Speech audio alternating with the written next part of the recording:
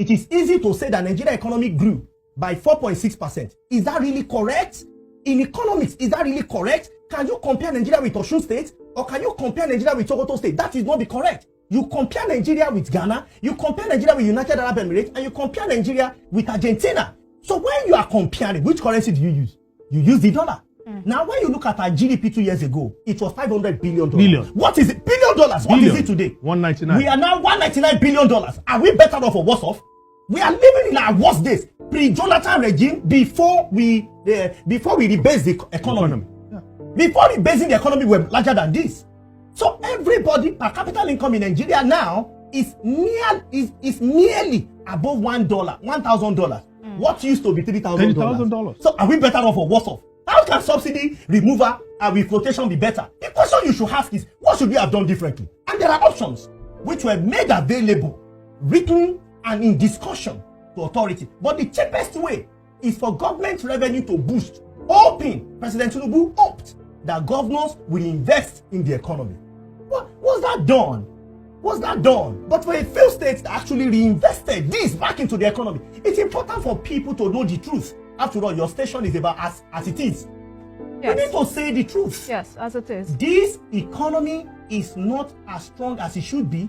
This economy used to be the largest in the whole Africa. Today, the last time I spoke with your correspondent, we were number 4. Today, we are now number 5.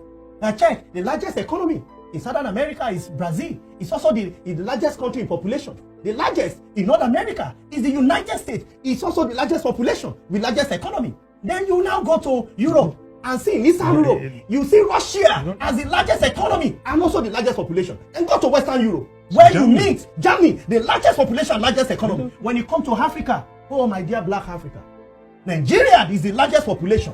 It's not the first, it's not the second, it's not the third, it's not the fourth, now the fifth. So how can those two policies be good?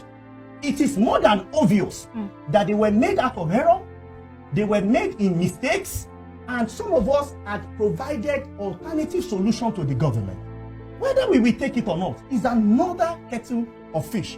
But we cannot say because we have a deal, look for cutlass and behead ourselves, hoping that all will be well. It's like cutting our nose to spite our face. But well, the result is obvious in the public domain. People that are watching us and are listening to us, you ask themselves, are they better off today than they were 2 years ago? They should ask themselves. When we say that at the end of the tunnel, there will be light, the father of modern economics, macroeconomics for that matter, John Maynard Keynes, he said, and I quote, he said, in the long run, we are all dead. Ask anybody, we will go through pain. When will the pain end? Can they tell you it's going to be 1 year? It's going to be 5 years? Funnily enough, World Bank seems to provide the answer. Is that we should wait for 10 to 15 years? Can you continue like this for 10 to 15 years? And I asked in 2016, when I was interviewed by journalists, when Christine Lagarde told Nigeria that, don't worry, this economy will not go into a recession. I said, this economy will certainly go into a recession. I'm in Nigeria. I'm an economist in Nigeria. And I know for sure that this economy will go into a recession. Did you know that as against advice Christine Lagarde gave to President Buhari, Nigeria economy went into a recession? Was I happy? No. But is that the truth? That's what economics is about.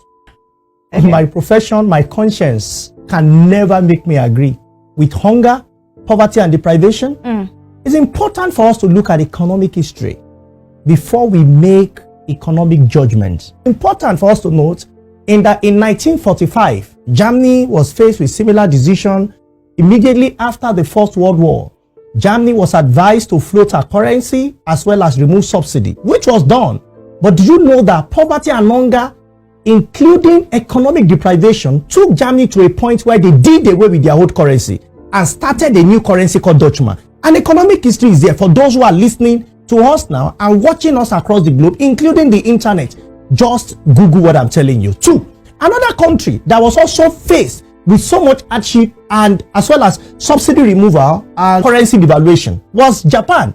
Japan has suffered a lot of loss in the World War. Why? Hiroshima and Nagasaki.